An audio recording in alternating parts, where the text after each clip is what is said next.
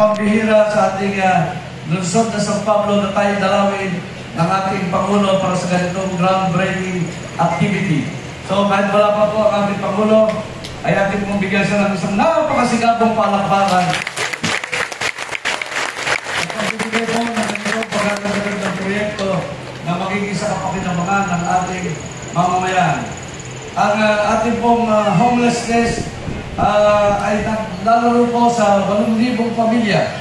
At I'm very happy that with the construction of this housing project, magkakaroon na po tayo ngayon ng kabuksan 1,100 na higit pa ng mga mamamayan natin na mapabuwasan at walaan ng tahanan pagkat magkakaroon na po ng bahay para sa inyo. Palakpakan po muli natin ang ating organizer ito, ang ating NSA, ang ating PNR. By the way, nandun po ang ating kababayan na direktor ng PNR. Palakpakan po natin si Direktor Rondel Diaz. Dati natin ito yan.